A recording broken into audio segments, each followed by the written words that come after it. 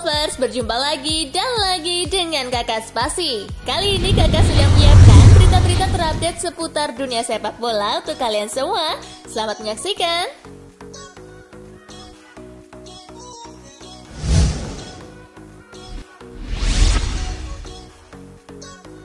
Manchester United berhasil perpanjang kontrak Eric Bailly hingga Juni 2024. Kabar baik datang dari Manchester United di mana klub tersebut berhasil memperpanjang kontrak pemain mereka yang bernama Eric Bailly. Bek asal Pantai Gading itu dikontrak hingga musim panas 2024 dan memiliki opsi perpanjang satu musim lagi.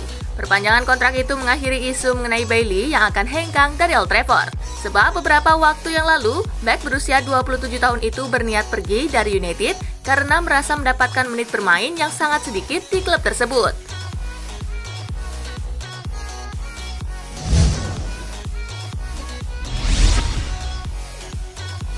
Keylor Navas teken kontrak baru di PSG. Keylor Navas baru saja menaikkan kontrak baru di PSG. Kontrak baru ini akan mengikatnya lebih lama bersama juara Prancis tersebut.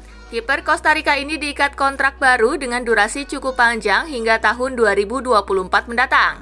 Artinya, dia masih dipercaya jadi penjaga gawang utama PSG sampai setidaknya 3 tahun ke depan. Di usia 34 tahun, kontrak baru dengan durasi 3 tahun cukup impresif. Navas memang telah terbukti menjadi salah satu pemain terpenting dalam skuad Mauricio Pochettino musim ini.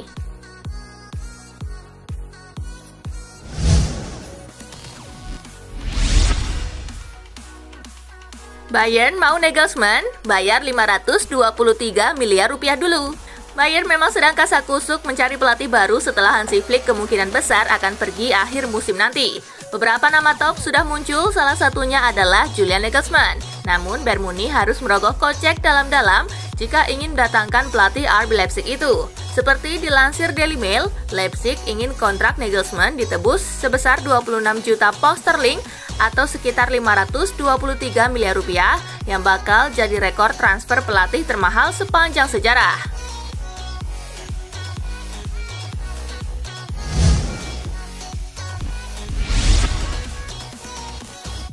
UEFA akan hukum 12 klub European Super League. Baru 2 hari diumumkan European Super League ditentang banyak pihak dan akhirnya harus ditangguhkan sementara waktu. Pada akhirnya tinggal Madrid, Barcelona, Juventus, dan AC Milan yang masih bertahan di European Super League. Meski 8 klub lain sudah mengundurkan diri, bukan berarti akan aman dari sanksi UEFA. Badan Sepak Bola Eropa itu tetap akan menghukum seluruh klub pencetus Liga Super itu. Hukumannya akan berbeda karena UEFA melihat tingkat kesalahan masing-masing klub.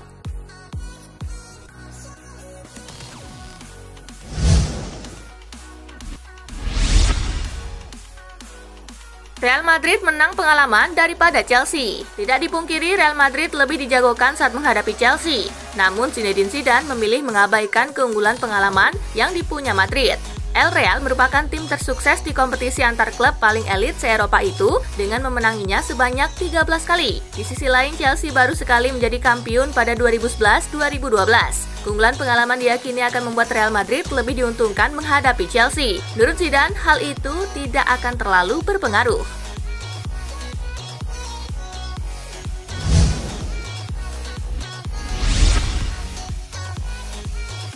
Liga Champions, Hazard siap tempur lawan Chelsea. Real Madrid boleh berharap Eden Hazard bisa berbuat banyak saat menghadapi Chelsea, sebab Hazard diklaim sudah fit 100%. Hazard akhirnya tampil lagi untuk Madrid saat menghadapi Real Betis, setelah menggantikan Marco Asensio di menit ke-77.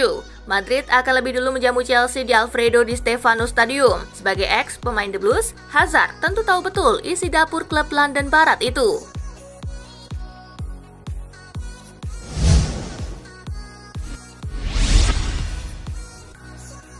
PSG versus Manchester City, El Clasico, pakai bumbu Qatar versus Uni Emirat Arab.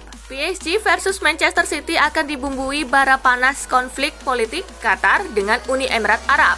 PSG tengah pekan ini bakal menjamu The Citizen lebih dulu di Parc des Princes pada leg pertama. Sepekan berselang, giliran PSG bertandang ke Etihad Stadium di leg kedua. Warganet di media sosial ramai menjuluki duel ini sebagai El Clasico hingga Abu Derby. Ini merujuk karena kedua tim bertransformasi menjadi bertabur bintang berkat sokongan uang dari negeri di Timur Tengah.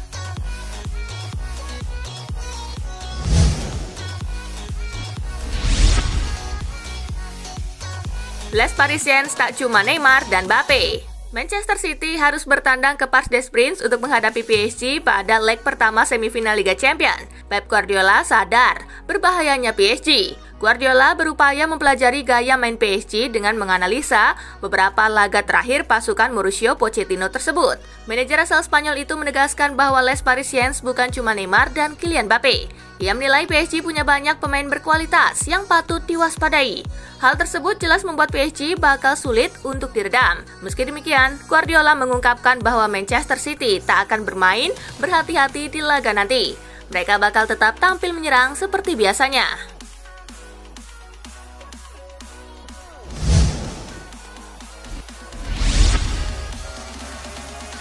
Leicester versus Crystal Palace, The Foxes menang 2-1, mantap di 3 besar.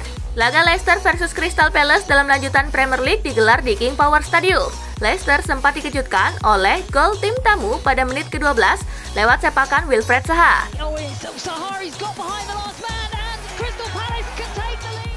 Namun The Foxes berhasil comeback di babak kedua berkat gol Timothy Castagne di menit ke-50.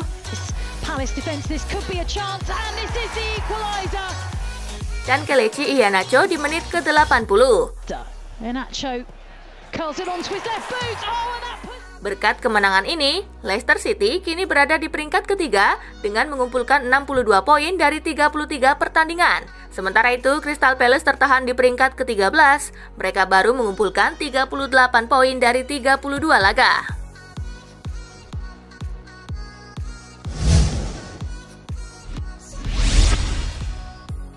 Lazio versus Milan, silang, libas Rossoneri 3-0. Laga Lazio versus Milan dalam lanjutan Liga Italia digelar di Olimpico. Milan langsung mendapatkan pukulan telak saat laga baru berjalan 2 menit.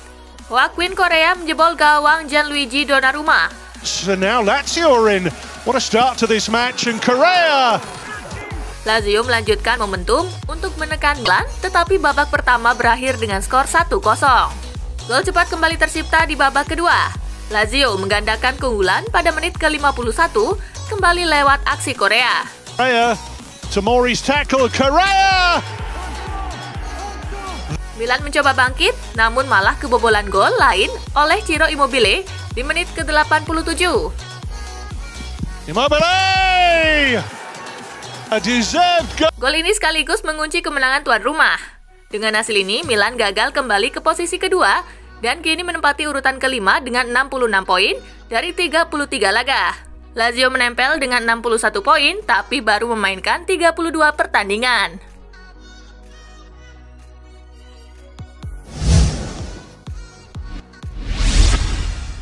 Torino versus Napoli, menang 2-0, Partenope depak Juventus dari 4 besar. Torino versus Napoli berlangsung di Stadio Olimpico Grande Torino. Il Toro harus mengakui keunggulan Napoli. Tim tuan rumah berhasil menang 2-0 di pertandingan ini. Masing-masing gol Napoli dicetak oleh Timo Bakayoko di menit ke-11. Good work from Bakayoko. That's outrageous. Dan Victor Osimhen di menit ke-13. Going to be number 2 for Napoli. It's an own goal in the end. Kemenangan ini mengantarkan Napoli ke posisi 4 klasemen Liga Italia dengan 66 poin, sedangkan Torino ada di posisi ke-16 dengan 31 poin. Nominal tersebut sama seperti Benevento yang ada di zona degradasi.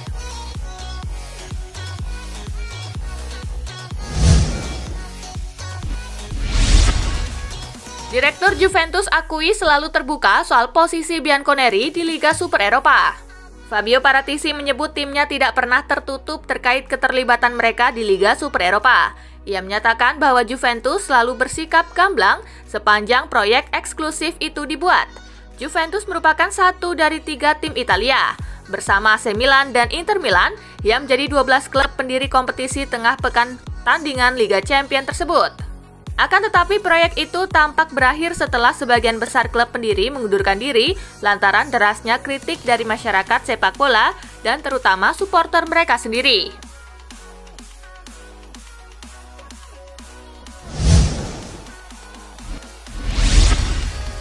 Juventus bobrok, keluarga Pirlo kena ancaman. Performa buruk Juventus di bawah asuhan Andrea Pirlo berdampak negatif untuk keluarga. Nicolo Pirlo, yang merupakan anak sang pelatih, bahkan kerap mendapatkan pesan negatif di media sosial yang salah satunya meminta keluarganya mati saja. Tak tahan dengan serangan di media sosial, Nicolo menuangkan semua kekecewaan lewat unggahan di Instagram. Dia juga memuat potongan pesan salah satu akun yang menyerangnya.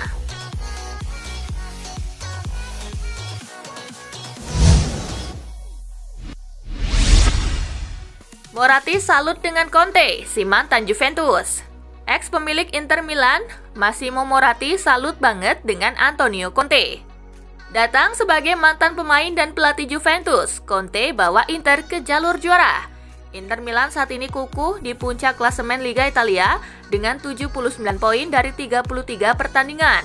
Romelu Lukaku dan kawan-kawan unggul 11 poin dari Atlanta di posisi 2 sementara. Situasi ini menjadi jawaban pelatih 51 tahun itu atas segala kritik yang sempat mengarah kepadanya, termasuk sorotan soal latar belakang Juventusnya. Seperti diketahui, Conte bekas pemain dan pelatih Juventus yang merupakan rival bebuyutan Inter. Persaingan kedua tim semakin meruncing selepas insiden Calciopoli pada 2006. Massimo Moratti, mantan pemilik dan presiden Inter, memuji profesionalisme Antonio Conte.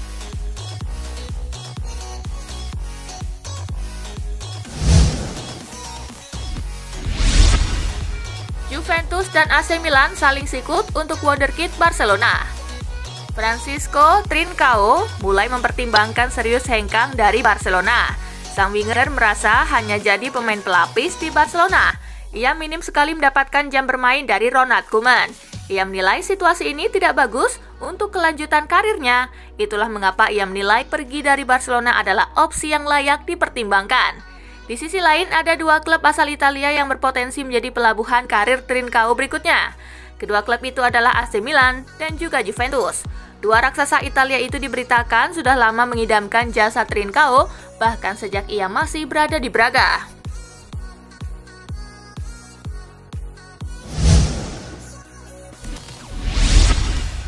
Jawaban Solskjaer terkait masa depan Edinson Cavani. Karir Cavani bersama Manchester United kencang dispekulasikan belakangan. Terlebih, Cavani kabarnya mendapatkan ketertarikan dari raksasa Liga Argentina, yakni Boca Juniors. Solskjaer pun memberikan komentar mengenai masa depan Cavani bersama Manchester United. Juru taktik berkebangsaan Norwegia tersebut menyatakan bahwa Cavani belum dapat memastikan apa yang menjadi pilihannya pada saat ini.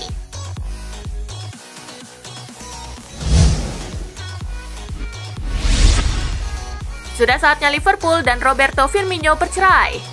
2 musim terakhir, nama Firmino mulai banyak mendapatkan kritikan dari sejumlah pengamat. Pasalnya, pemain asal Brazil tersebut memang sangat jarang menyumbangkan golnya untuk Liverpool.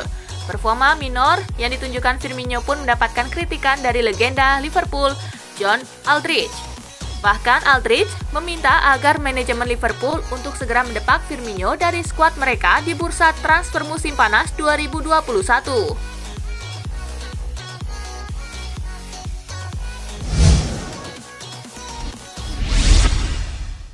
Alan Shearer dan Thierry Henry resmi masuk ke Hall of Fame Premier League. Dua striker legendaris yakni Alan Shearer dan Thierry Henry patut berbangga karena mereka menjadi pemain pertama yang dimasukkan ke Hall of Fame Premier League. Shearer dan Henry mendapat penghargaan sebagai bagian dari angkatan pertama Hall of Fame serta menjadi dua nama yang otomatis masuk, sedangkan 6 pemain lainnya akan dipilih lewat voting yang terbuka untuk umum. Prestasi Shearer dan Henry memang sungguh luar biasa. Dengan 220 gol dari 441 laga, Shearer yang pernah membela Blackburn Rovers dan Newcastle hingga kini menjadi top scorer sepanjang masa Premier League. Sementara itu, Henry tercatat mencetak 175 gol dalam 258 laga bersama Arsenal di Premier League. Angka tersebut menjadi rekor gol terbanyak di Arsenal.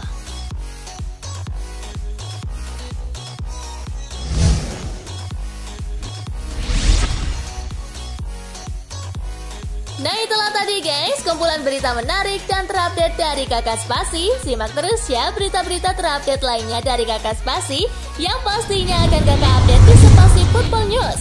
Tapi jangan ditinggalin ya channel Spasinya, karena Kakak akan update juga tentang fakta-fakta menarik seputar sepak bola dunia. Dan jangan lupa untuk terus di like, comment, share, dan juga subscribe ya.